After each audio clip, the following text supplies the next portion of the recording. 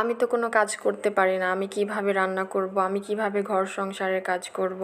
এসব কাজ আমাকে দ্বারা সম্ভব না। আমাদের মধ্যে অনেকেই আছে, অনেক মেয়েরাই আছে, অনেক আপুরাই আছে এসব কথা বলে থাকে, মাঝে, মাঝে শুনি। আসলে রান্না করা বা ঘর সংসার গোছানোর কাজটা কোনো আহামরি কোনো বিষয় না।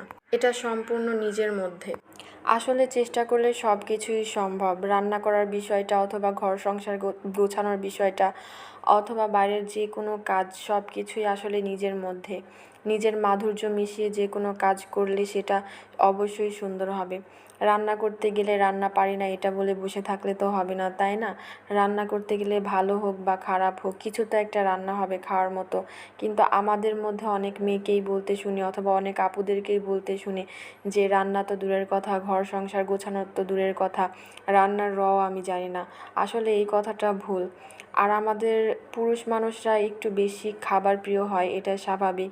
তারা বাইরের যে কোনো খাবার খাক না কেন, বড় বড় রেস্টুরেন্ট বা বড় বড় ভিআইপি যে কোনো জায়গা থেকে ভিআইপি খাবার খেলেও তারা ঘরের রান্নাটা একটু বেশিই পছন্দ করে। ঘরের রান্না খেতে একটু বেশিই পছন্দ করে। আর বিশেষ করে বউদের রান্না তো স্বামীদের কাছে একটু বেশিই পছন্দ হয়।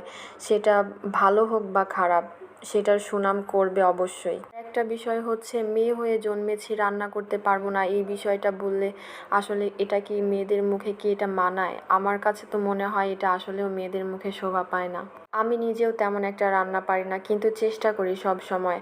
আর একটা মেয়ে যখন রান্নাঘরে যায় তখন সে চেষ্টা করে নিজের সবটুকু দিয়ে রান্নাটা একটু ভালো করার, করার চেষ্টা। মাথার মধ্যে ঘুরপাক খেতে থাকে কিভাবে রান্না করলে রান্নাটা বেশি স্বাদ হবে।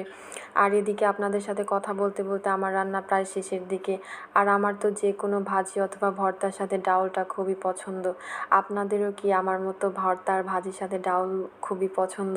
অবশ্যই কমেন্টে জানাবেন। সবাই ভালো থাকবেন। আল্লাহ হাফেজ।